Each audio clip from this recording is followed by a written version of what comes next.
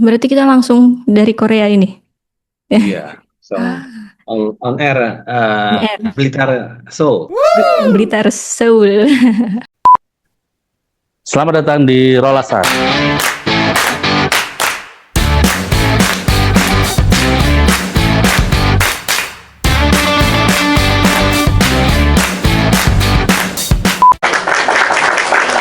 Selamat datang di Rolasan.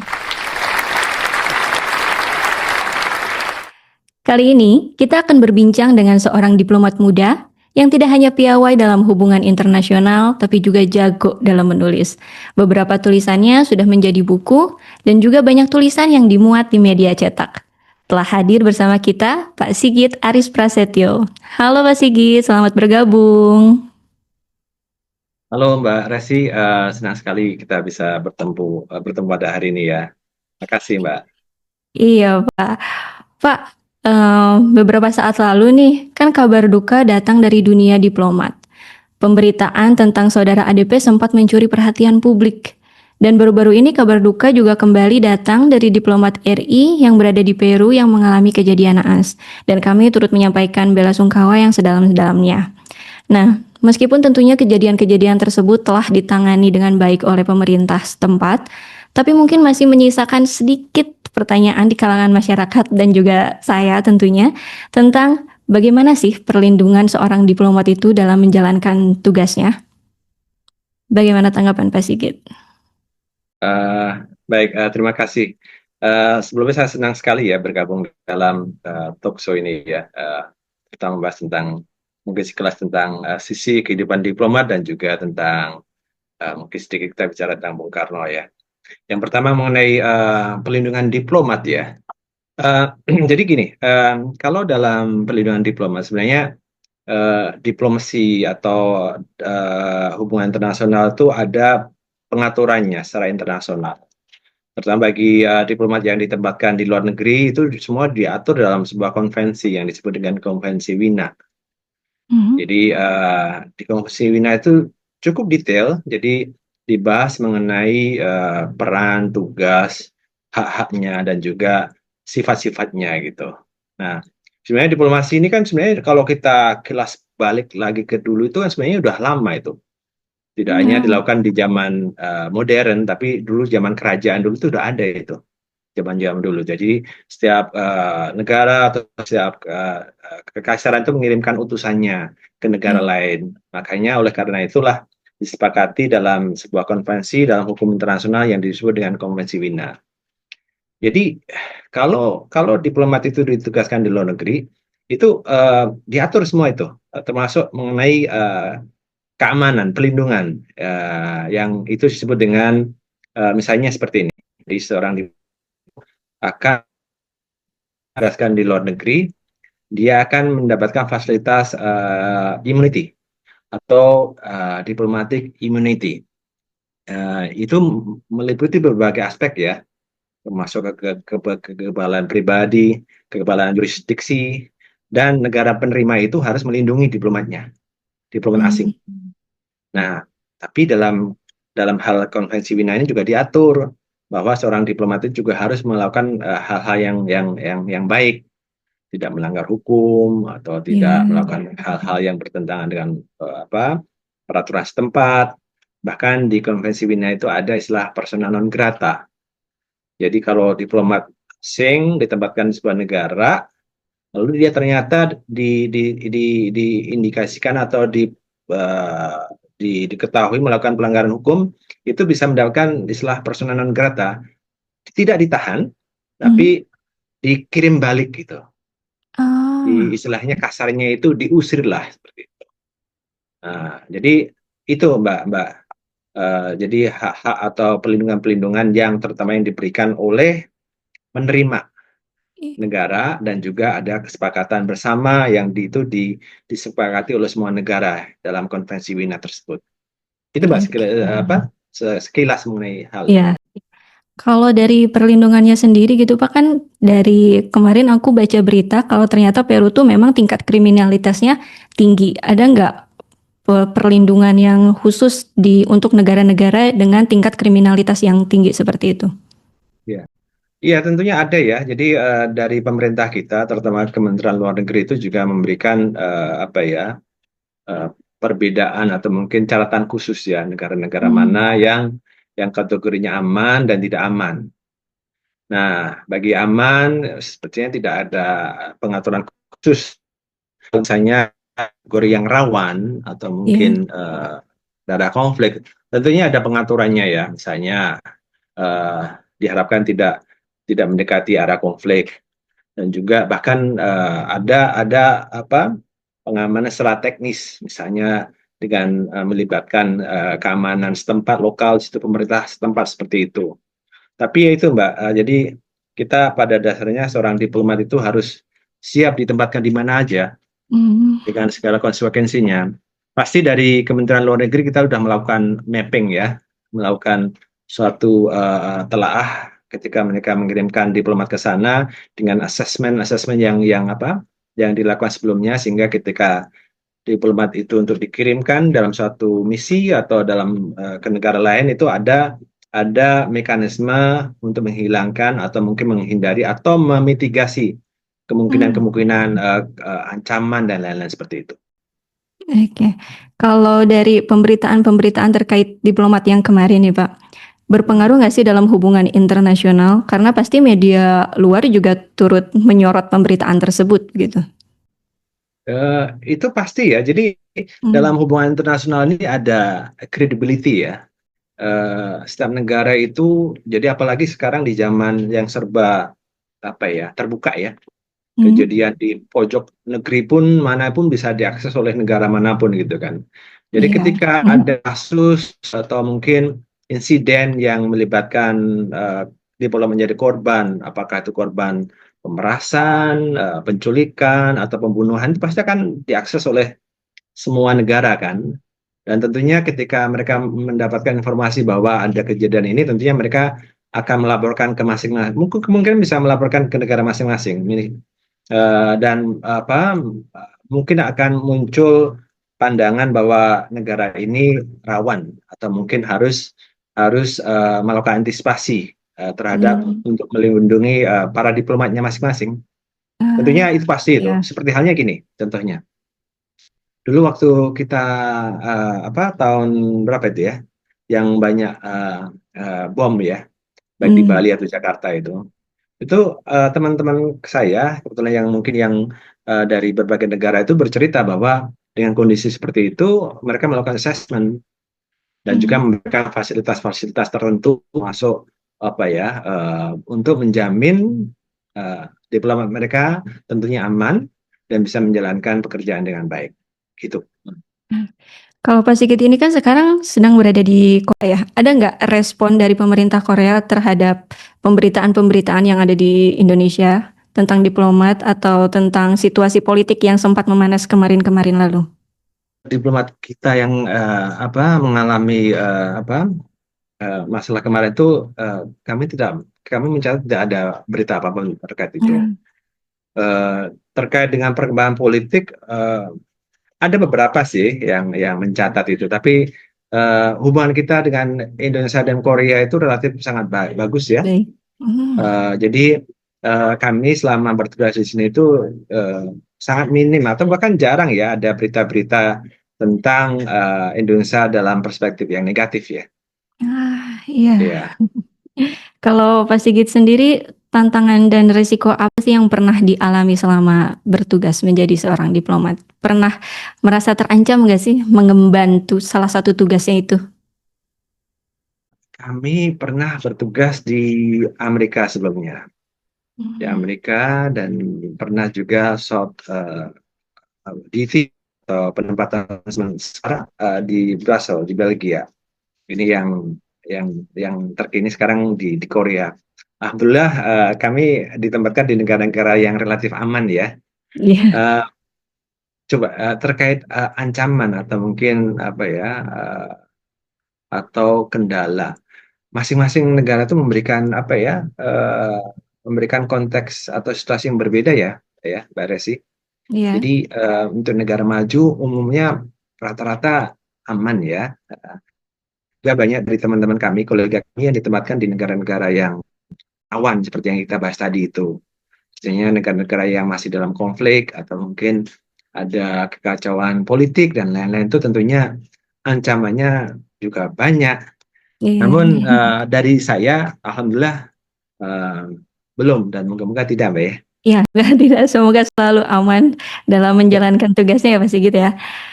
Kalau ini Pak Sigit, terkait berita yang sempat viral juga nih Pak Sigit tentang warga negara Indonesia di Jepang yang membuat resah masyarakat Jepangnya sendiri gitu. Mungkin mereka masih belum beradaptasi dengan budayanya sehingga membawa budaya yang tampak normal di Indonesia, tapi ketika dibawa ke negara tersebut, warga negaranya itu resah.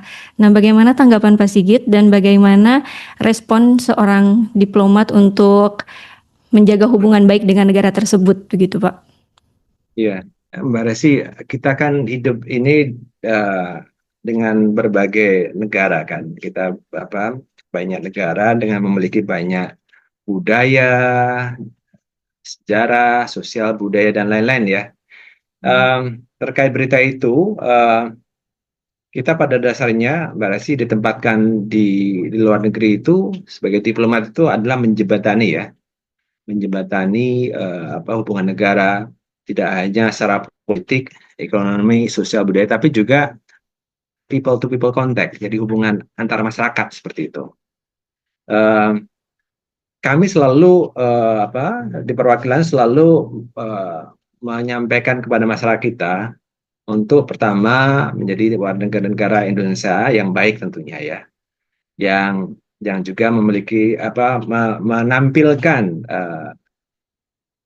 sifat atau karakter yang baik. Tentunya juga kita juga menekankan untuk warga negara kita di luar negeri untuk mentaati hukum setempat, mentaati norma aturan-aturan yang tidak tertulis di negara setempat. Itu Iya, menjadi salah satu tugas kami ya Mbak Resi. Nah, kalau misalnya ada kejadian-kejadian seperti itu, kami tekankan bahwa itu tidak representing masyarakat Indonesia. iya, Nah, itu harus kita tekankan juga bahwa itu tidak mencerminkan masyarakat Indonesia. Kalaupun mungkin ada, ya itu mungkin karena khilaf atau mungkin karena ketidaksengajaan. Intinya bahwa kami yakin bahwa masyarakat Indonesia di luar negeri itu tetap memegang adat istiadat, budaya, nilai-nilai dan lain-lain. Saya banyak sekali tuh Mbak Bar iya. sebenarnya apa ya karakter kita yang disukai di luar negeri itu banyak loh. Jadi Hmm, kadang-kadang kita jangan jangan melihat sisi yang mungkin cara ya peristiwa yang kita anggap sebagai negatif gitu. iya, Misalnya uh, saya selama di itu bertemu dengan beberapa polisi di sini.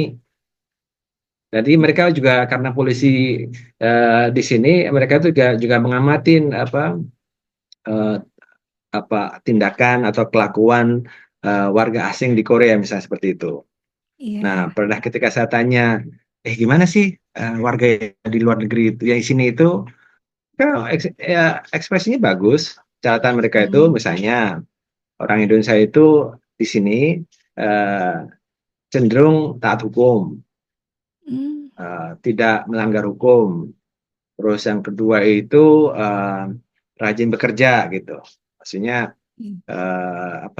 jika dilakukan pekerjaan, bahkan ada yang cerita itu kalau warga negara kita itu kadang-kadang dikasih pekerjaan 5, dia bisa mengerjakan 6 atau 7 gitu. Wow, harusnya Itu itu ya kadang-kadang Pak yang yang kita tekankan untuk eh, pengguna pekerja atau PMI kita di sini bahwa ya. pekerja kita itu dan itu diakui oleh mereka loh bahwa Ah, pekerja kita itu lebih rajin ya, lebih manut atau dalam artian mudah untuk melakukan tugas sesuai keinginan yang menggunakan seperti itu. hmm, Nah, iya, kembali lagi Mbak Resi, yang kasus-kasus yang mungkin di Jepang kemarin itu kan saya bisa mengatakan itu tidak merepresentasikan warga kita secara umum ya, secara keseluruhan iya, ya. Namun tugas kita di perwakilan tentunya kita harus mengingatkan terus warga kita di luar negeri bahwa untuk mereka tetap untuk menjadi warga negara yang baik, bertindak yang baik, tidak hmm. tidak melanggar peraturan dan hukum setempat, Mbak Desi. Iya, harusnya pemberitaan-pemberitaan positif tuh yang lebih diangkat di media begitu ya Pak, karena banyak sekali sikap-sikap positif Indonesia yang juga turut diakui di sana begitu ya Pak. Iya, betul, betul Mbak Resi. Kalau dari CV-nya Pak Sigit nih, Pak Sigit kan memiliki banyak tulisan. Ada yang sudah menjadi buku, saya juga sudah membaca buku Dunia dalam Genggaman Bung Karno, dan juga banyak tulisan yang dimuat di media cetak. Berarti Pak Sigit hobi menulis. Em, Sebenarnya juga bukan hobi sih Mbak. Jadi eh, itu jadi kebiasaan yang cukup lama Hmm, semenjak SMA dan kuliah. ya, Dan saya yakin bahwa menulis itu apa ya banyak manfaatnya Mbak Desi. ya, Eh, Tidak hanya menyampaikan ilmu atau informasi, tapi ternyata juga banyak secara psikologis.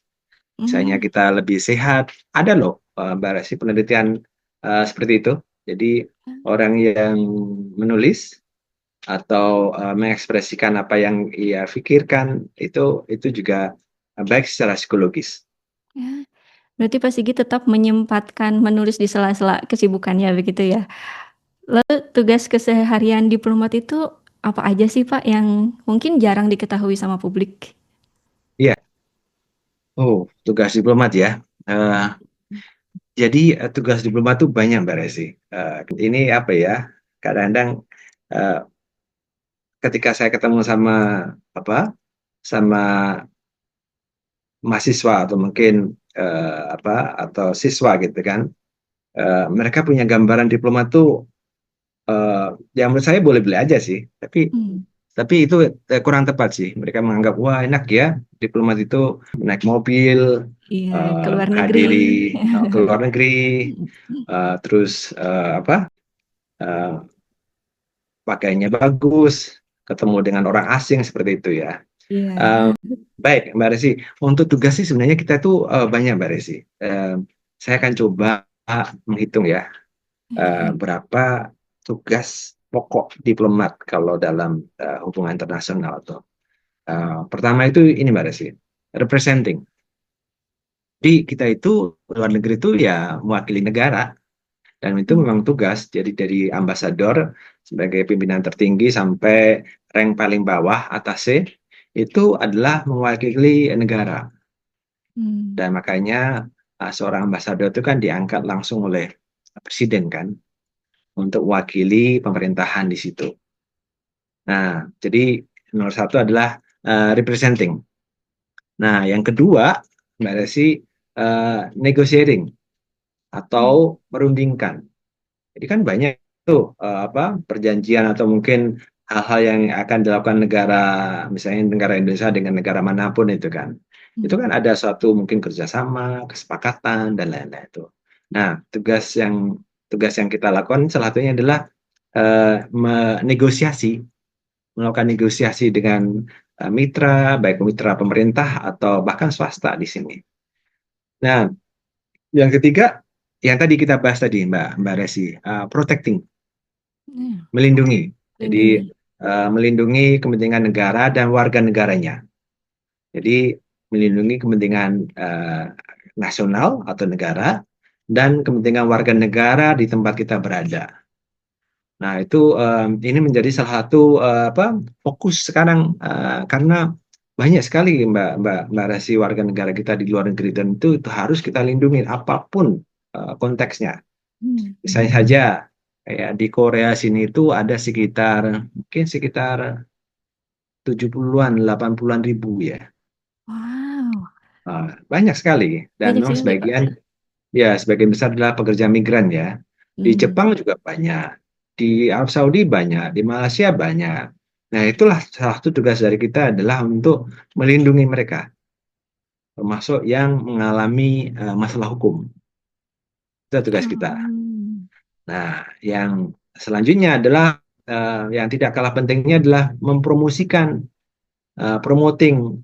Jadi mempromosikan ekonomi, mempromosikan investasi, pariwisata, dan lain-lain.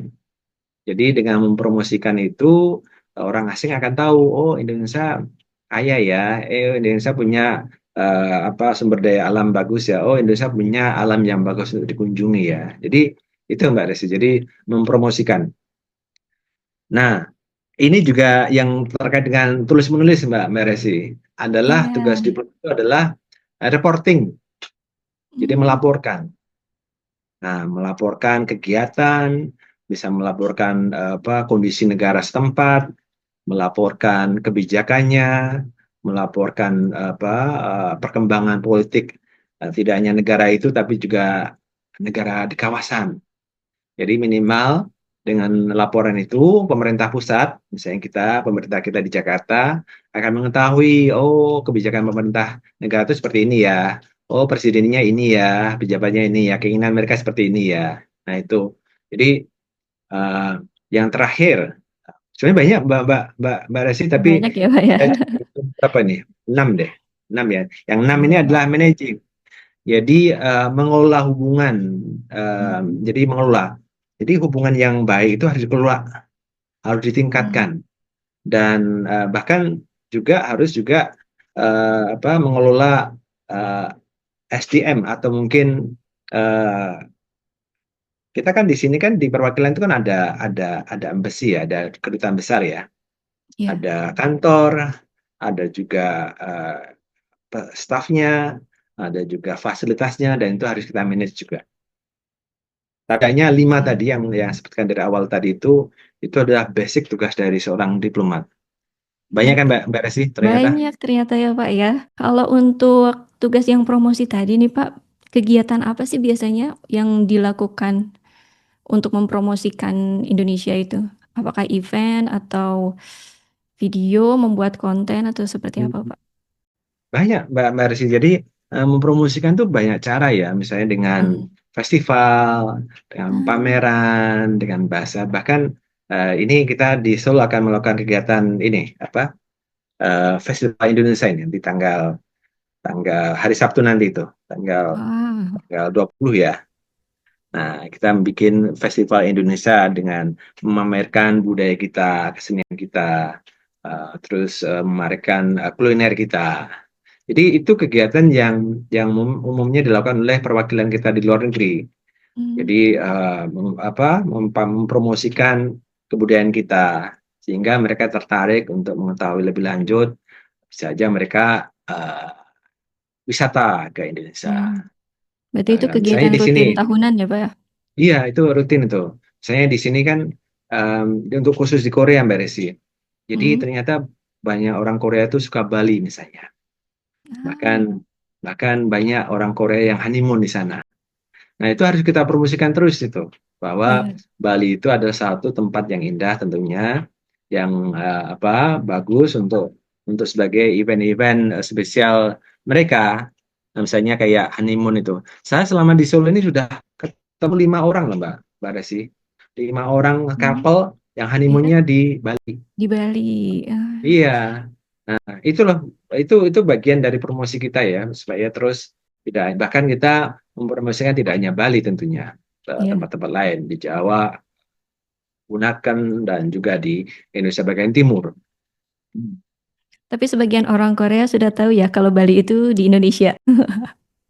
Iya, udah, Bali kayaknya apa ya, eh, kita kan hubungan dengan Korea cukup dekat kan, dan Dekat. juga jaraknya juga tidak jauh, cuma 7 jam Mbak Resi. Iya. Jadi warga Korea di Indonesia cukup banyak juga yang baik bekerja atau tinggal di Indonesia. Ada puluhan ribu loh ternyata. Jadi Oh. apa pemahaman mereka terhadap Indonesia cukup bagus. Hmm. Bahkan Indonesia adalah salah satunya negara di Asia Tenggara yang memiliki status special strategic partnership dengan Korea. Jadi Hmm. kita harus tingkatkan itulah hubungan Indonesia dengan Korea itu, Mbak Resi. Oke. Kalau dari pengalaman berkarir Anda, negara mana yang menjadi favoritnya Pak Sigit? Waduh, ini pertanyaan agak susah nih, Susah Mbak ya? Resi. Nah, Semuanya suka ya Pak? eh, eh, kami yang cukup lama bertugas itu adalah di Amerika. Hmm. Kami sekitar 3 tahunan, terus di Korea 3 tahunan, Kami pernah tugas sebentar di Belgia dan pernah melakukan pekerjaan di beberapa negara dalam waktu yang singkat. Nah, eh, untuk favorit kayaknya agak tricky nih, Mbak, karena masing-masing negara itu memberikan apa ya, nuansa atau mungkin kondisi yang berbeda-beda ya. Baik. Eh, dan enggak dari itu saya menyebut bahwa semua masing-masing negara itu punya uniqueness lah, punya kekhususan, punya sesuatu yang menarik untuk dieksplor gitu. Dan tentunya kita ditugaskan di sebuah negara, maka kita harus menyukai itu. Jadi harus Menikmatinya ya, Pak. memahami, bahkan kita harus memahami budayanya, keindahannya, sehingga akhirnya susah ternyata untuk Susah. menjabatannya itu. Kalau durasi di tiap tugas negara itu biasanya berapa tahun, Pak? Sebelum pindah ke negara Biasanya lain. diplomat Indonesia yang tugaskan di luar negeri biasanya periodenya 3 sampai 4 tahun ya. Jadi Hmm. tugas 3 4 tahun di luar negeri, nanti itu kembali lagi ke tanah air. Habis itu menunggu untuk penempatan berikut lagi sampai pensiun, sampai selesai tugas kita, sampai apa istilahnya itu pensiun ya. Jadi jobnya kita itu nomaden Mbak Desi. Ramadan. Jadi berpindah-pindah. Nih. Ya. Ada nggak Pak satu aja negara yang bikin Pak Sigit itu cepat adaptasi di sana? Yang cepat adaptasi ya. Iya. Em, nah itulah Mbak. Jadi tugas dari kita diplomat itu harus salah satunya adalah mudah beradaptasi dengan lingkungan, dengan budaya, dengan bahasa, makanan dan lain-lain. Untuk cepat adaptasi apa ya? Em, Kayaknya cepat semua deh Mbak. Itu semua. Jadi jadi apa? Memang apa Mbak ya? Kita masuk di dinas diplomatik. Jadi ketika kita Hmm. direkrut oleh Kementerian Luar Negeri, itu kan kita dilatih Mbak ya untuk masuk dalam fase pendidikan hampir setahun untuk awal tuh. Jadi kita diajarin tidak hanya masalah hubungan internasional, tapi mengenai apa ya budaya dan juga bagaimana kita beradaptasi menyesuaikan dengan lingkungan baru. Dan itu memang suatu skill yang harus dimiliki oleh seorang diplomat siapapun juga. Berarti Pak Ketika Sigit ini kita, benar-benar siap ditempatkan dimanapun begitu ya Pak? iya, jadi seorang diplomat itu harus siap ditempatkan di mana aja dalam kondisi yang baik, bahkan dengan kondisi yang ada catatannya seperti itu, Mbak Resi. Kalau keluarga sendiri bagaimana Pak? Apakah ikut ke sana atau menetap di Indonesia? Eh, jadi umumnya yang tadi kita diskusikan, Mbak Resi. Jadi ada catatan dari pemerintah kita, negara ini dalam kondisi apa seperti itu. Kalau kondisi Hmm. aman, kalau latihan aman biasanya keluarga akan mengikuti, Mbak Desi. Keluarga akan mengikuti karena kenapa? Eh, Seorang diplomat yang ditugaskan di luar negeri kan cukup lama itu, Mbak Desi. Jadi Iya. waktunya 3 4 tahun. Jadi dukungan keluarga, eh, spouse atau anak itu sangat krusial ya Hmm. Iya. untuk kelancaran tugas, untuk kelancaran misi ya. Jadi kebijakan dari pemerintah bahwa selama kondisi negara yang akan ditempati atau yang ditugaskan untuk aman, biasanya keluarga akan ikut. Tapi dalam catatan, kalau misalnya negara yang akan ditempati itu dalam kondisi yang tidak aman, itu Kan? mungkin prioritasnya apa? Mungkin diplomatnya lebih dahulu gitu, Mbak Desi. Oke. Baik, tak. Pertanyaan selanjutnya. Bagaimana sih peran Indonesia di kancah internasional? Langkah dan hasil nyata apa yang pernah dilakukan dalam urusan luar negeri? Saya akan menyederhanakan ya Iya. terkait dengan langkah dan hasilnya ya. Uh, Mbak Resi masih ingat kan tahun 1955 yaitu Konferensi yaitu konferensi Asia Afrika Asia Afrika, ya. di Bandung. itu salah satu apa ya, peran Indonesia di kancah internasional yang tidak boleh kita lupakan. Hmm. Eh, dan ini pesan saya buat generasi muda, ini harus ingat terus loh bahwa ternyata kita pada tahun 1955 itu menjadi salah satu mercusuar dunia loh, menjadi perhatian dunia internasional waktu itu, di mana sekitar berapa itu 29 negara ya hadir di konferensi itu, lintas benua, lintas kebangsaan, berbeda apa warna kulit, bahasa dan lain-lain itu. Dan itu menjadi tonggak gerakan non-blok dan solidaritas negara-negara berkembang melawan kolonialisme.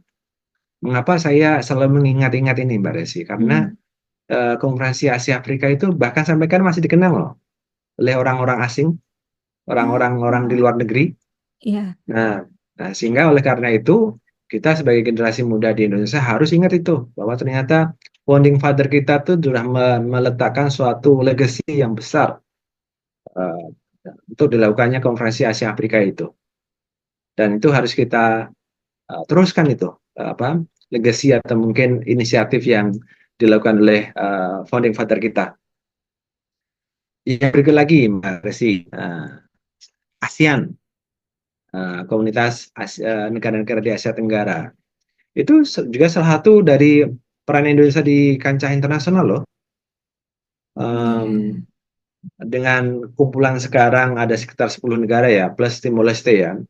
Dan Asia Tenggara oleh negara manapun dianggap kawasan yang stabil, maju, apa ya, berkembang ya. Nah itu juga karena peran diplomasi juga Mbak Resi.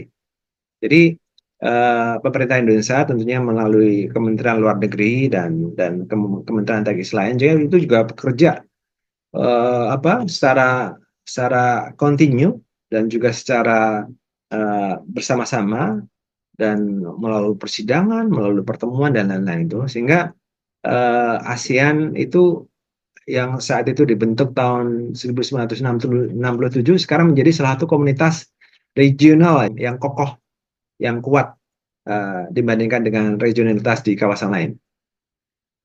Terus banyak sekali Mbak Resi apa peran Indonesia itu baik di apa uh, penjagaan perdamaian. Kita kan sudah mengirim kontingen pasukan perdamaian kan di banyak negara, di Iya. Kongo, Lebanon, Sudan dan lain-lain tuh. Terus lalu kita juga di forum global, kita juga berperan di G20 misalnya seperti itu. Terus MIKTA, Pialak dan lain-lain. Banyak Mbak Resi. Jadi eh, apa Indonesia cukup aktif berperan dalam kancah internasional dan itu menjadi apa menjadi suatu capaian dan tentunya harus dilanjutkan Mbak Resi. Iya, saya juga sempat membaca bukunya Pak Sigit yang Dunia dalam Genggaman Bung Karno. Di sana banyak diceritakan tentang peran-peran Indonesia untuk negara-negara lain begitu ya, Pak. Ya, Kalau banyak buku yang ditulis Pak Sigit nih tentang Bung Karno. ya. Ngefans apa sih Pak sama beliau? Waduh, ini pertanyaannya juga membuat saya harus kilas balik lagi nih Mbak Resi. Jadi eh, ingat itu ketika bahwa saya itu mengenal Bung Karno itu dari Amerika, Mbak Resi. Nah, Iya. loh, kenapa ya? Kenapa dari Amerika gitu kan? Iya, kenapa Amerika, Eh, Pak? jadi em, ceritanya kayak gini Mbak Resi. Jadi tahun 2011 saya Hmm. itu ditempatkan di Amerika waktu itu, ditugaskan untuk apa di perwakilan kita di Amerika. Nah, jujur sebelumnya saya tidak terlalu banyak mengenal tentang Soekarno ya, baik pemikirannya dan lain. Ya mengenal sebagai apa founding father ya, mengenal sebagai Presiden Indonesia pertama. Nah, ini bermula dari ini Mbak Desi. Jadi eh, waktu itu saya punya nazar ketika saya pulang nanti, em, saya harus membuat buku tentang Indonesia dan Amerika, hubungan bilateral gitu. Nah, Oh. selama 3 tahun itu selama 3 tahun itu saya selain bekerja tentunya ya Iya. di apa pipeline kita, uh, juga mengumpulkan arsip. Uh, Kalau di Amerika, Mbak Resi, itu kita harus apa ya belajar dari Amerika ya, bagaimana mereka salah negara yang maju ini, negara yang Hmm. maju itu selalu apa ya sangat care, sangat apa ya memperlakukan baik arsip-arsip sejarah. Awesome.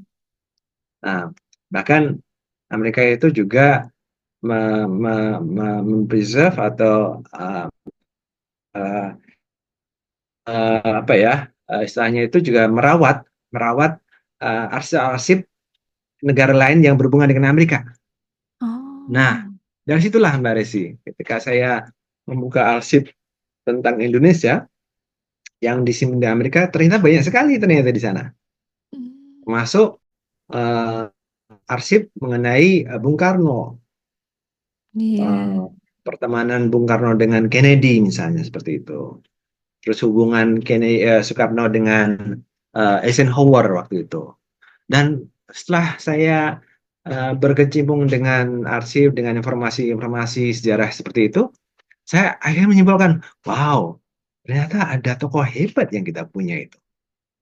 Nah, itulah Iya. Mbak Resi, dari situlah saya lebih menyelami, lebih terus belajar hingga sekarang, Mbak mengenai pemikiran dan juga apa diplomasi dan juga catatan-catatan mengenai Bung Karno. Jadi oleh karena itu Mbak Resi, saya dapat mengatakan bahwa saya mengenal Bung Karno dari Amerika. Dari Amerika, bukan dari Indonesia gitu ya, Ya, Pak? ya jujur, itu harus saya Ya. akui bahwa saya lebih banyak mengenal waktu itu sebagai awal awal permulaan ketika saya ditugaskan di Amerika. Ya, karena informasi-informasi itu sendiri jarang juga di buku-buku sejarah begitu ya, Pak, selengkap itu gitu. Iya, Mbak Desi, jujur saya harus juga mengatakan bahwa kadang-kadang saya iri terhadap negara-negara yang sangat merawat arsip-arsip sejarah ya, Iya. arsip-arsip masa lalu gitu. Sebagai contoh Mbak Desi, ketika saya melakukan riset di John F. Kennedy Library, Hmm. itu bahkan di situ tuh ada surat-surat pribadi loh, Oh, ada sampai surat-surat disimpan pribadi gitu, Pak, yang aslinya? simpan. Wah. Surat-surat pribadi antara John F. Kennedy dengan Presiden Soekarno. Bahkan saya menemukan juga surat Bung Karno ke Kennedy yang isinya cuma simple. Jadi waktu itu Hmm. ayahnya Presiden John F. Kennedy lagi sakit gitu kan. Hmm. Presiden Soekarno mengirimkan surat itu. Saya mendengar ayah kamu sedang, saya berharap ayahmu akan sembuh seperti itu. Dan itu dijaga loh. Dan saya punya arsipnya itu. Hmm. Saya dapat kopinya itu dari arsip itu. Intinya adalah memang kita makanya saya sangat percaya negara besar itu ada negara yang tidak melupakan pahlawannya. Iya. Maksud dengan tidak melupakan pahlawannya tentu saja tidak melupakan nama ya, nama saja apa lalu apa jasa-jasanya, tapi juga merawat apa yang berhubungan dengan pahlawan tersebut dengan catatan-catatan sejarah dan juga apa hal-hal yang ditinggalkan secara fisik. Berarti yang bisa mengakses arsip-arsip tersebut siapa aja, Pak? Biasanya di negara-negara maju biasanya mereka terbuka ya, Mbak Resi. Oh. Mereka juga memberikan informasi akses secara online, baik atau mungkin mengunjungi langsung. Tapi waktu itu saya juga terbantu dengan seorang teman yang dari Amerika yang teman tersebut bekerja di situ. Jadi dengan apa pertemanan tersebut lebih mempermudahkan untuk mendapatkan akses-akses apa archive tersebut, Mbak. Oh, berarti kita pun sebagai orang yang umum dapat mengakses online gitu ya, Pak? Bisa Ada, dicari begitu. jadi ada Mbak Desi. Jadi misalnya di Amerika misalnya, saya kasih contoh di Amerika, setiap presiden itu biasanya mereka memiliki presidential library. Hmm. Jadi mereka itu mengumpulkan arsip misalnya gini, zamannya Eisenhower. Jadi semua arsip terkait dengan periode kepresidenan Presiden Eisenhower itu disimpan dalam suatu museum. Nah, Kennedy juga demikian, JF Kennedy itu. Jadi ketika dia memegang kekuasaan sebagai presiden sampai akhirnya, jadi semua archive terkait Presiden Kennedy itu disimpan dalam sebuah tempat yang dinamakan JF Kennedy Library and Museum itu. Dan Nah, itu menurut untuk saya umum juga bisa ya, Pak? untuk umum, jadi kita bisa Hmm, menghadiri secara langsung. iya, Jadi kita bisa menghadiri langsung sana dan biasanya gratis. Jadi itulah kadang-kadang saya mengharapkan bahwa kita akan mengarah ke sana juga. Jadi iya, arkiv-arkiv itu akan dijaga, misalnya arkiv. Makanya saya sangat senang sekali dengan perpustakaan di Blitar ini ya, yang berusaha untuk mengumpulkan dan juga mendisplay atau menyebarluaskan informasi mengenai Presiden Soekarno ya. Dan saya sendiri juga berharap nantinya juga akan ada perpustakaan atau museum yang masing-masing presiden dalam periode tersebut. Karena kenapa? Karena itu pasti masa-masa itu adalah masa yang memberikan banyak informasi, catatan-catatan yang itu harus bisa diakses oleh generasi selanjutnya. iya. Dan saya yakin bahwa dengan kita belajar sejarah, maka kita akan bisa melihat masa sekarang dan juga masa depan. Nah, kembali Mbak Resi, saya sangat mendukung sekali perpustakaan Blitar untuk terus maju, tidak hanya secara nasional, tapi harus didorong untuk maju secara internasional. Jadi tidak hanya bisa belajar atau mahasiswa atau peneliti dalam negeri, tapi juga dari luar negeri. Itu yang Iya. mungkin kita bisa harus belajar dari apa yang dilakukan negara maju khususnya Amerika mengenai pengembangan arsip dan juga bagaimana mereka menggunakan arsip itu terbuka untuk publik. Semoga Indonesia juga bisa segera meniru itu ya, Pak ya. Ya. Saya kira bisa kita, saya bisa. Artinya ya, harus ada yang melakukan itu dan tentunya Mbak Resi dan juga tim yang di Blitar juga dapat melakukannya. Amin. Semoga. Untuk masih ke buku nih Pak, dari buku Dunia dalam Genggaman Bung Karno berarti sebagian besar risetnya itu dari arsip-arsip yang sudah diakses tersebut. Nah, Ya. riset-risetnya itu selain dari arsip-arsip yang sudah dijelaskan tadi, itu dari mana lagi Pak? Saya kebetulan ada bukunya itu Mbak Resi. Jadi eh, saya selama ini ada 6 kayak buku tentang Bung Karno ya, dengan topik yang berbeda-beda ya. Eh, Iya. Misalnya seperti ini Dunia dalam Genggaman Bung Karno 1 dan 2. Ini mencatat sekitar persahabatan Bung Karno dengan 50-an pemimpin dunia. Iya. Eh, Tentunya dari arsip, tapi yang mungkin saya akan cerita mengenai buku ini, Mbak Resi. Buku Soekarno dan Khrushchev, dan juga Soekarno dan Kennedy. Ini satu buku khusus untuk menyampaikan atau menuliskan tentang sejarah persahabatan Bung Karno dengan lalu ini khusus satu buku 300 halaman terkait khusus mengenai Presiden Soekarno dengan Kennedy. Um, Memang agak menantang Mbak Meresi untuk mengumpulkan informasi dan meramu dalam sebuah buku khusus dalam satu buku gitu kan.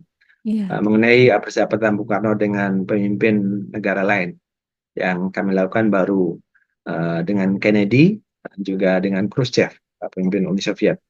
Nah, prosesnya cukup panjang karena kebanyakan data arsipnya dari luar negeri. Oh ya, harus Dan diterjemahkan lagi. iya, harus dicermati lagi dan harus mengakses ke sana dan makalah itulah Mbak Resi menurut kami adalah ini menjadi tanggung jawab kita ya untuk mengumpulkan arsip atau mungkin mengumpulkan informasi-informasi atau teks atau mungkin apapun juga yang terkait dari Indonesia dari negara lain. Karena banyak sekali Mbak Resi ternyata informasi yang masih kita belum miliki, baik Iya, yang belum kita miliki oleh Arsip Nasional atau mungkin museum-museum lain, ternyata banyak sekali yang masih ada di luar negeri. Dan tentunya kita senang ya kalau misalnya informasi di luar negeri itu masih bisa kita akses ya, masih kita bisa gunakan untuk penelitian atau untuk mendapatkan informasi. Tapi eh, saya ingin mempertanyakan diri, kenapa harus di luar negeri gitu loh. Dan harusnya kita, karena itu adalah catatan founding father kita, catatan apa ya, leluhur kita, catatan pendahulu kita, dan iya, seharusnya kita yang harus memiliki itu gitu. Oleh karena itu, Mbak Resi, kembali lagi, saya mengharapkan misalnya perpustakaan apa di Blitar nanti juga akan semakin lengkap nanti koleksinya itu. iya, Akan semoga karena sih. karena gini Mbak Resi, saya sendiri juga masih catatan yang masih belum kita kumpulkan. Bisa saja sebagai contoh Mbak Resi, eh, persahabatan Bung Karno dengan Gamal Abdel Nasser dengan Mesir itu pasti banyak sekali tuh catatan archive, surat-surat mereka, informasi pertemuan mereka, dan juga misalnya persahabatan Soekarno dengan pemimpin Korea Utara misalnya itu banyak Iya, sekali. Nah, persahabatan Soekarno dengan apa pemimpin Yugoslavia. Nah, hal itu mungkin menjadi tugas dari kita tentunya Mbak Resi untuk mengumpulkan dan juga untuk bisa menyajikan sehingga publik kita itu bisa mendapatkan informasi itu bisa mengaksesnya. baik. Saya juga sudah membaca dua bukunya, itu udah ada di koleksi perpustakaan di Blitar juga. Nah, setelah saya membaca bukunya nih Pak, ternyata kan banyak sekali cerita-cerita tentang Bung Karno, hubungan Bung Karno dengan para pemimpin dunia yang begitu akrab ternyata ya Pak ya. Nah, Bung Karno ini kan nggak pernah sekolah di luar negeri. Gimana Ya, caranya beliau bisa dekat dengan para pemimpin-pemimpin luar negeri itu Pak? iya. Sosok Bung Karno memang sosok yang khusus ya, yang menarik ya. Memang benar dibandingkan dengan pemimpin lain seperti Hatta, eh, Bung Karno tidak pernah sekolah di luar negeri. Hmm. Bahkan kalau kita baca bukunya Cindy Adam itu, waktu itu Bung Karno dilarang kan sekolah sama ibunya ke luar negeri kan. Intinya Bung Karno tidak pernah mengenyam pendidikan di luar negeri. Nah, merujuk pada pertanyaan, wah Bung Karno tidak pernah sekolah ke luar negeri, tapi kok hebat ya? Maksudnya Iya, caranya bagaimana itu?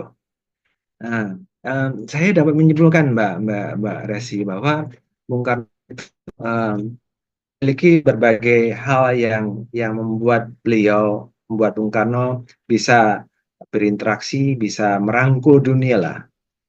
Yang pertama adalah ya memang Bung Karno itu memiliki wawasan internasional yang sangat luas. Eh, apa yang dimaksudkan wawasan luas ya? Jadi Bung Karno memang sejak masa kecil eh, dan beliau mengatakan ketika masa susah itu dia lebih banyak menyendiri, membaca. Bahkan Bung Karno mengatakan sejak kecil dia udah kenal dengan Karl Marx, lebih kenal dengan berbagai tokoh filsuf dunia ya. Nah, oleh karena itu Bung Karno paham banget itu, mempelajari eh, tokoh-tokoh dunia. Ya kan misalnya seperti ini Mbak Resi, ada cerita unik gitu. Jadi eh, Bung Karno kan juga berteman dengan Charles de Gaulle ya, pemimpin Prancis waktu itu. Dan Bung Karno malah getol untuk membantu negara-negara yang pernah dijajah Prancis untuk merdeka waktu itu. iya, Nah, Charles de Gaulle pernah itu dalam informasinya itu mengatakan Soekarno kenapa kamu tidak menyukai kami gitu kan. Eh, nah, dimakan loh kami itu sangat terinspirasi dengan revolusi Prancis. Loh, kalian sendiri yang punya revolusi Prancis dengan apa prinsip-prinsip tiga itu kenapa malah iya. menjajah gitu kan. Hmm. Ketika di um, ketika di Jerman, ketika di Rusia, ketika di Amerika, Bung Karno itu paham tentang sejarah-sejarah negara-negara yang dia kunjungi gitu. Sehingga ketika berbicara dengan para pemimpin dunia itu nyangkut mereka, ngobrolnya cair gitu loh. Iya. Jadi wawasannya luas ya. Yang kedua memang Bung Karno itu adalah teman yang menyenangkan. Jadi Bung Karno mengatakan bahwa saya itu ingin berteman dari barat, timur, selatan, ingin dari yang koh nasionalis, komunis, kerajaan dan lain-lain tuh. Dan Bung Karno berhasil untuk merangkul itu karena Bung Karno itu orang yang supel ya. Coba Mbak Resi lihat foto-foto Bung Karno ketika bertemu dengan dunia itu. Lihat wajahnya. Wajahnya itu dengan senyum. Gestur yang dia tampilkan itu adalah gestur persahabatan loh. Nggak pernah dengan gestur yang tidak senang, dengan gestur yang menjaga jarak atau kaku itu. Nah, yang itu yang kedua. Yang ketiga, eh, memang bahasa Mbak Resi. Jadi faktor bahasa itu juga menjadi suatu tool ya atau alat untuk merekatkan hubungan ya. Bung Karno tuh bisa banyak bahasa loh, polyglot loh. Beliau bahasa Inggrisnya lancar tentunya ya, bahasa Belandanya sangat lancar, bahasa Prancis lancar, bahasa Jerman lancar, minimal bahasa itu yang apa Bung Karno dapat lakukan itu. Bahkan pemimpin Kamboja waktu itu Norodom Sihanouk ya kaget ketika ketika Bung Karno itu fasih menggunakan bahasa Prancis. Bahkan tanya, loh Indonesia kan apa pernah dijajah oleh Prancis gitu seperti Hmm. ini gitu. Tapi kenapa Anda bisa bahasa Prancis? Karena Bung Karno belajar ketika SMA dan seterusnya itu belajar bahasa Prancis dengan lancar. Jerman itu jadi saya catat bahwa wawasan luas. Lalu yang kedua adalah memang kepribadian Bung Karno yang luas, yang Hmm. bersahabat. Yang ketiga adalah tentunya kemampuan bahasa. Yang keempat menurut kami adalah Bung Karno ada yang jenius ya. Apa? Jadi jenis itu gini Mbak Resi. Jadi Bung Karno adalah orang yang banyak pengetahuannya dan Iya. bisa menyampaikan pandangan, bahkan mengkritik loh. Iya. Eh, Sebagai contoh gini, saya waktu itu ketika nulis di sini itu, saya menemukan informasi yang menurut kami menarik ya, bahwa Bung Karno itu mengkritik Rusia. Jadi eh, ketika Bung Karno berkunjung ke Rusia itu, mereka Bung Karno adalah orang yang seseorang yang sangat senang berdiskusi ya, Iya. bahkan berdebat ya, eh, berargumentasi dan Bung Karno mengkritik komunisme, komunisme yang menyamaratakan apa kepemilikan eh, apa pemerintah apa sistem yang apa menghapuskan kepemilikan itu Bung Karno menyampaikan itu pada Khrushchev. Eh, Bahkan ketika Khrushchev bilang, Bung Karno kenapa Anda beli pesawat dari Amerika? Sebagai negara yang anti imperialis, Iya. sebaiknya Anda beli pesawat dari negara yang anti imperialis juga dong. Gitu kan. Terus jawabnya Bung Karno gini, loh kami bebas, kami bisa memilih pesawat yang kami ingin beli. Gitu kan. Yang kalau pesawat itu sesuai dengan kebutuhan kita, ya kita beli gitu ya.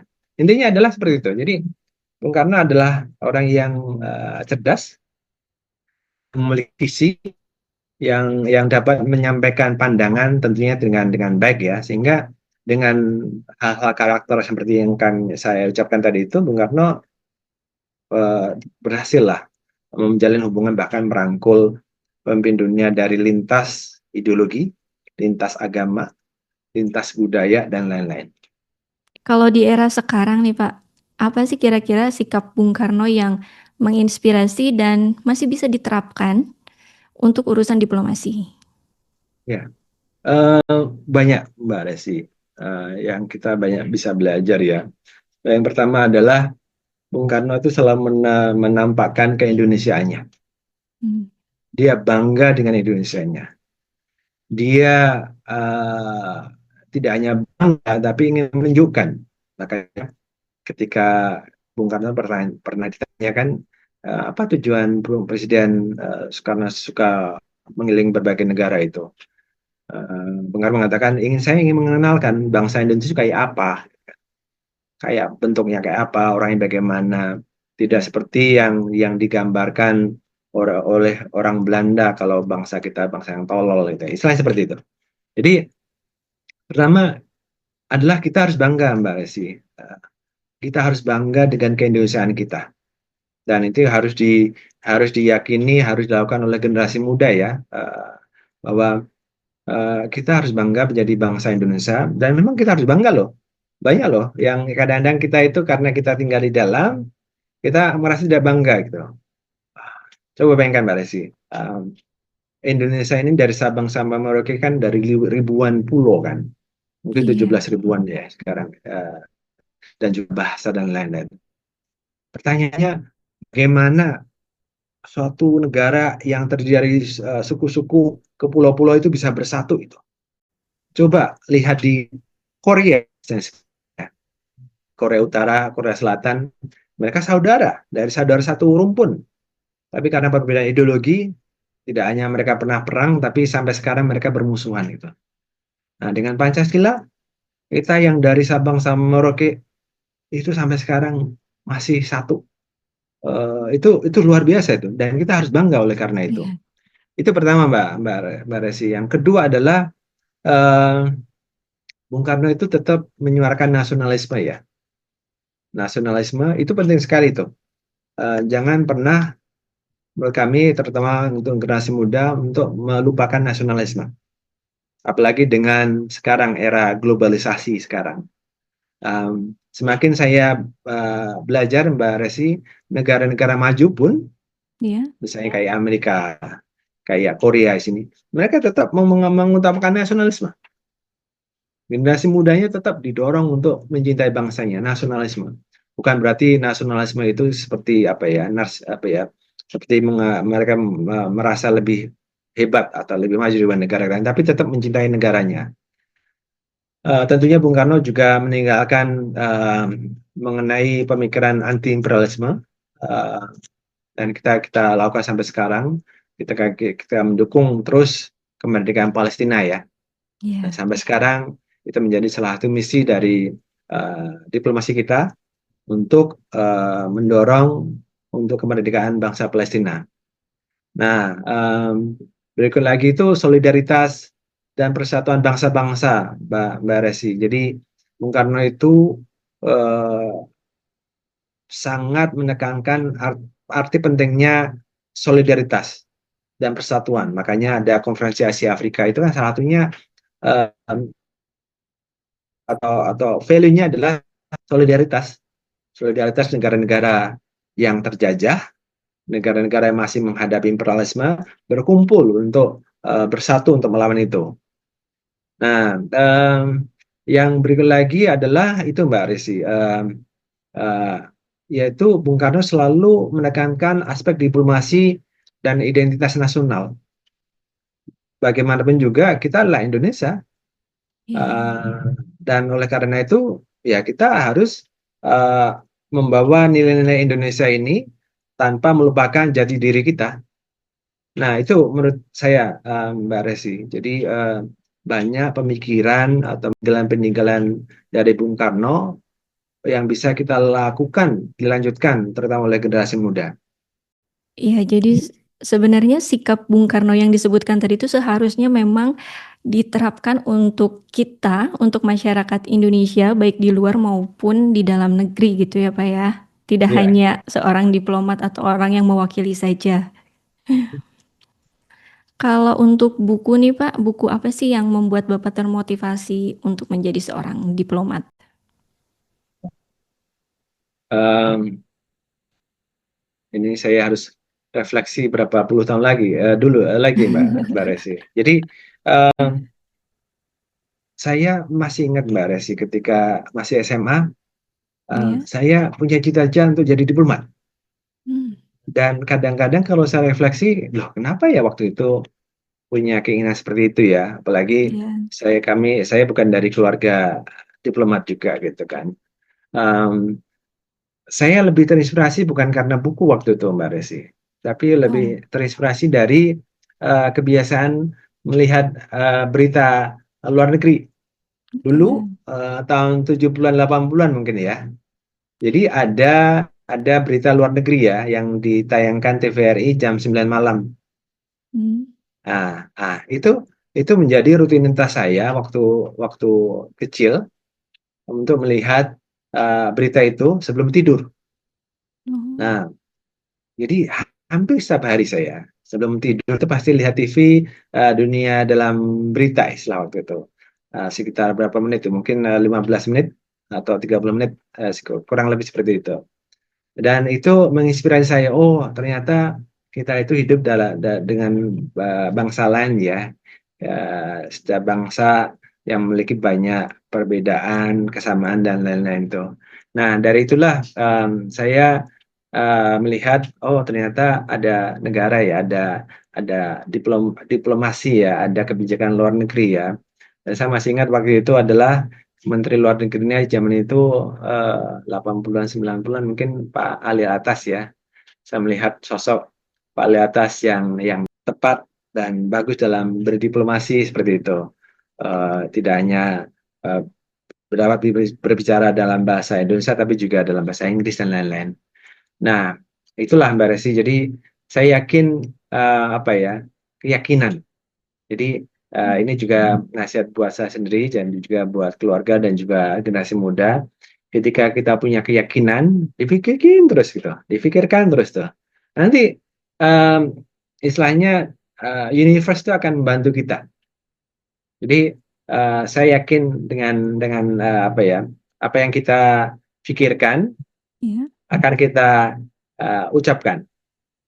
Apa yang kita ucapkan akan kita lakukan. Apa yang kita lakukan secara terus akan menjadi suatu karakter atau Hmm. kebiasaan. Nah, apa yang kita kerjakan secara terus-menerus akan menjadi nasib.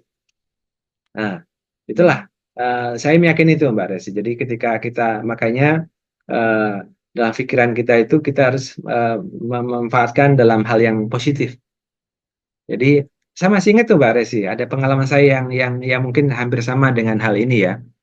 Sebelum Iya. saya menulis buku seperti ini, dulu tuh saya tuh belum pernah kepikiran untuk menulis dalam buku ya. Biasanya kami nulis dalam koran atau jurnal dan belum pernah nulis buku.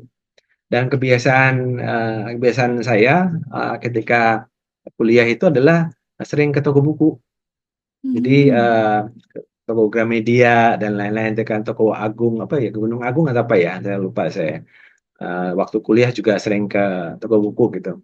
Pernah suatu saat itu berpikir, pernah suatu saat saya tuh berpikir, eh gimana ya rasanya nulis buku dan bukunya di apa dipajang di toko buku gitu Dipajang. kan. Nah, itu saya masih ingat benar itu ketika saya memiliki keinginan seperti itu tuh. Dan keinginan itu terus kita kita pikirkan, kita inginkan dan ternyata universe itu membantunya gitu loh. Akhirnya Iya. dengan seperti itu saya semakin banyak membaca dan nulis, akhirnya berkeinginan menulis buku dan alhamdulillah ketika saya ke toko buku itu senang sekali gitu. Ternyata ada buku saya di situ ya. Nah, Iya. intinya adalah intinya adalah dari dua cerita itu Mbak Resi bahwa eh, apa yang kita inginkan, tentu yang keinginan yang baik ya, itu Iya. harus direpetisi tuh. Harus diingat-ingat terus tuh. Setelah diingat-ingat terus, harus diwujudkan eh, dengan apa? Dengan tindakan sekecil apapun, dilakukan terus, terus, terus. em, yang tadi maaf, setelah difikirkan, diucapkan aja. Saya ingin seperti ini. Hmm. Tentunya itu bisa melalui doa juga kita kan. Kita Ya. sebagai apa umat yang beragama kita bisa melakukan itu sebagai bagian dari doa kita. Nah, sebagian dari doa itu dan juga melakukan hal kecil eh, terus menerus dan itu menjadi suatu kebiasaan. Setelah jadi kebiasaan menjadi karakter dan itulah menjadi nasib kita. Berarti menjadi diplomat itu sudah Pak Sigit cita-citakan, sudah ada keinginan dari sekolah ya Pak Sigit ya? Iya, iya, eh, benar Mbak Desi. Jadi em, memang itu keinginan yang kadang-kadang saya berpikir kok bisa ya gitu. Padahal Kalau dari latar belakang kami, kami tidak tinggal di kota loh waktu itu. Hmm. Tinggal di sebuah desa dalam artian ya bukan kota besar seperti Surabaya, Jakarta seperti itu ya, Iya. tapi sebuah desa. Tapi kenapa saya kok punya keinginan seperti itu, gitu kan? Nah, kembali lagi saya meyakini itu Mbak Desi bahwa ketika kita punya keinginan, keyakinan dan kita ingin mewujudkan, maka tangan-tangan apa ya, yang invisible hand itu kadang-kadang akan membimbing kita ke sana. Ya. Jadi Karena itu setelah bercita-cita untuk menjadi diplomat itu, bagaimana perjalanan pendidikannya Pak Sigit itu, Pak? ya, tadi udah kita bahas sedikit Mbak ya. Jadi Ya. ketika kita masuk jadi ketika kita masuk jadi pegawai Kementerian Luar Negeri itu Hmm. ada pendidikannya Mbak. Ada tiga jenjang. Iya. Pertama ketika kita masuk itu namanya Sekdilu, Sekolah Dinas Luar Negeri. Itu seperti kayak apa ya, pelatihan intensif hampir setahun tuh, 7 bulan atau 8 bulan ya. Terus dari pagi sampai pagi sore malam seperti itu. Dan itu kita belajar tidak hanya mengenai hubungan internasional, tapi juga bahasa, baik tentang karakter, tentang apa, tentang psikologi, tentang table manner dan lain-lain itu. Jadi intensif untuk disiapkan untuk apa, seorang calon diplomat untuk bisa melakukan tugasnya dengan baik. Jadi intensif, terstruktur. Setelah itu kita baru ditempatkan di unit masing-masing dan juga nanti akhirnya ditempatkan di luar negeri. Nanti setelah berapa tahun ada pendidikan media dan bahkan untuk pendidikan akhir atau pendidikan tinggi. Dan itu harus sekolah lagi juga, Pak? Iya, harus sekolah. Jadi apa? Hmm. Kemlu adalah salah satu menurut saya adalah kementerian yang cukup bagus dalam pengkaderan ya.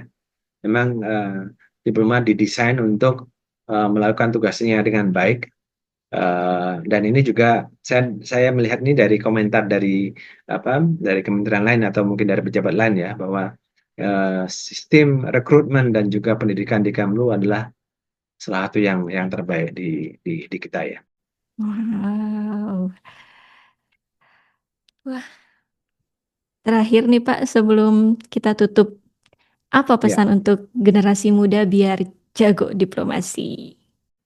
Em, pesannya ya, eh, pertama adalah eh, cintai negeri kita. Hmm. Oke ya.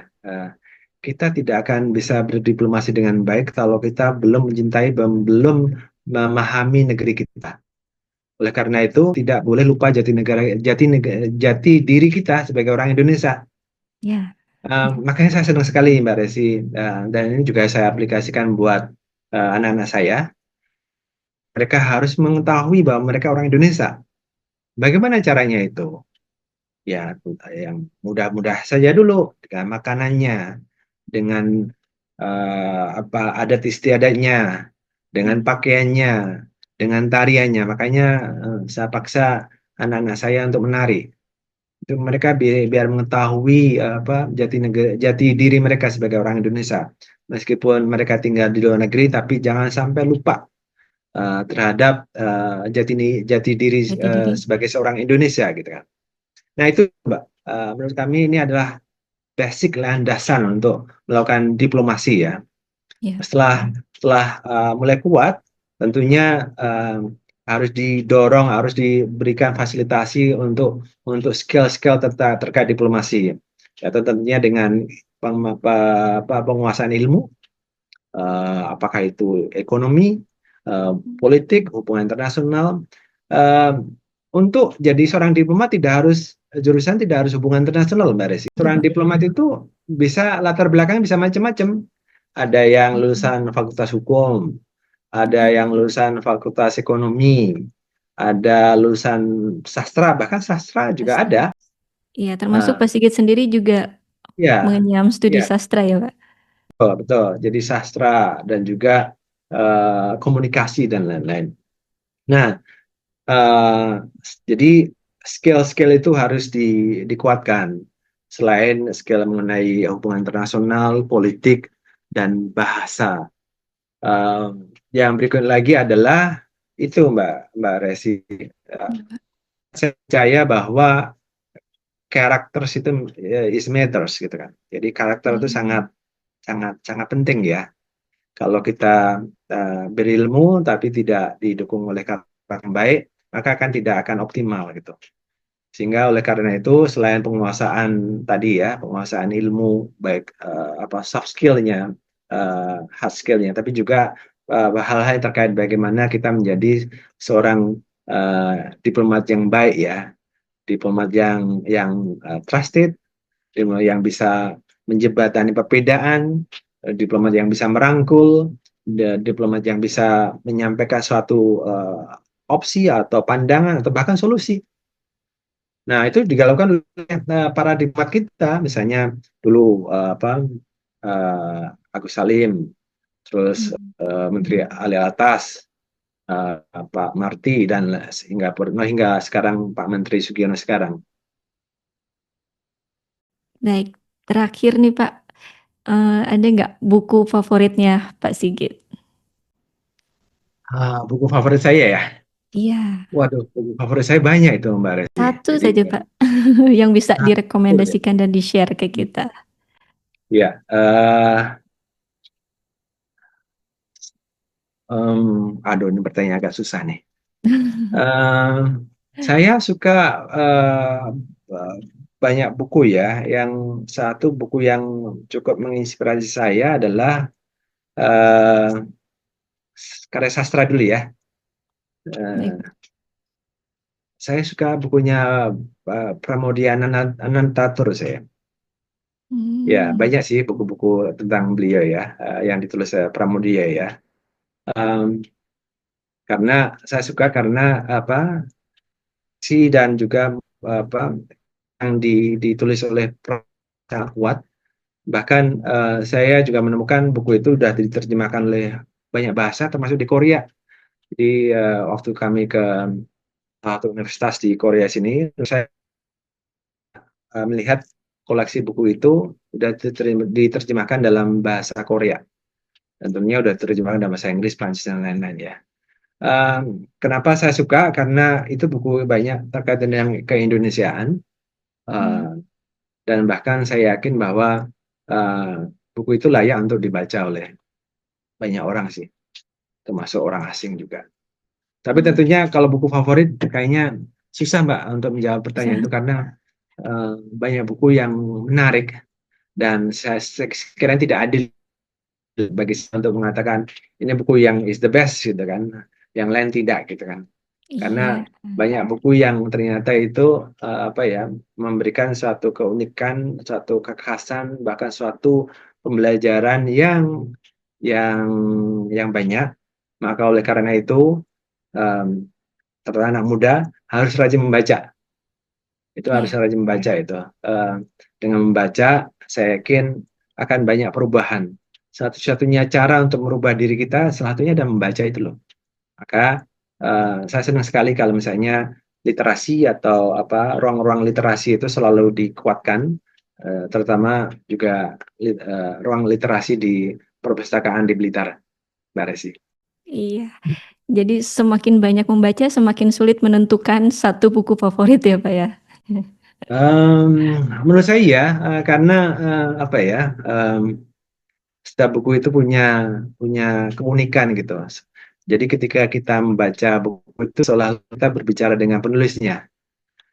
Karena saya yakin alur atau cerita atau mungkin tokoh atau ide yang dituliskan itu mewakili dari penulisnya. Jadi benar yang dikatakan oleh Bung Karno ketika dia membaca buku karyanya John Locke, terus George Washington dan lain-lain itu dia seperti berkomunikasi dengan penulis itu, dengan tokoh itu.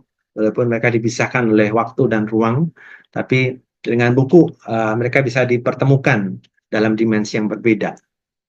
Ya, untuk yang baru-baru ini Pak, ada nggak satu saja buku yang Bapak rekomendasikan untuk kita? Karena kita juga pengen baca buku yang sama kayak Pak Sigit.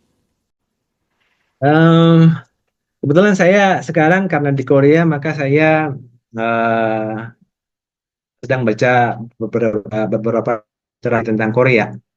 Oh. Em, dan banyak juga menurut kami apa ya buku yang menarik ya.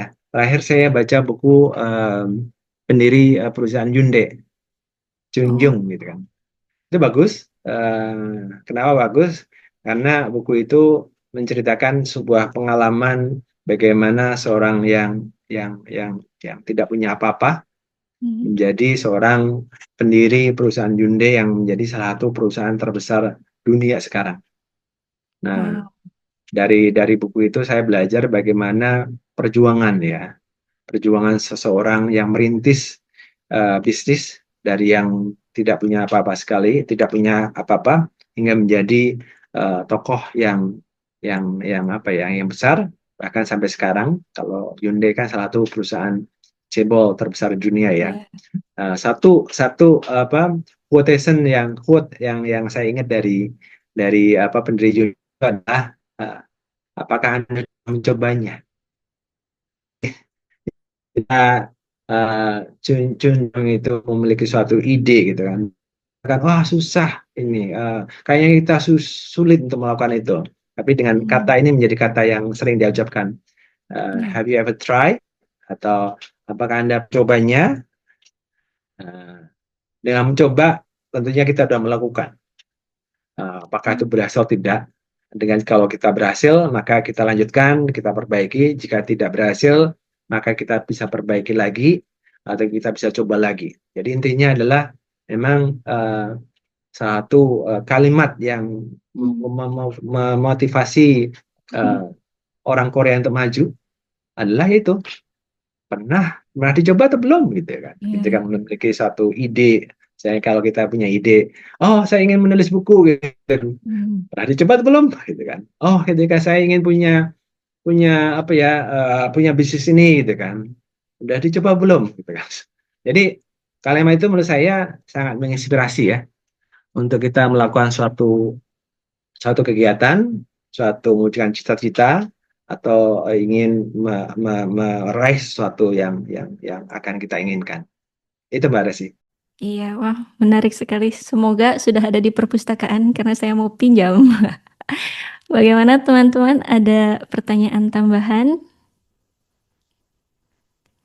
Oke, sudah cukup Pak Sigit. Terima kasih untuk sesi hari ini. Seru banget obrolan kita ya Pak Sigit tentang dunia diplomasi karena ternyata banyak hal baru yang bisa kita pelajari hari ini. Terima kasih banyak untuk Pak Sigit Prasetyo sudah berbagi pengalaman dan insight yang berharga. Semoga cerita tadi bisa membuka wawasan kita semua tentang pentingnya peran diplomat bagi Indonesia di kancah internasional. Terima kasih sudah menyaksikan Rolasan. Sampai jumpa di episode selanjutnya dengan narasumber menarik lainnya.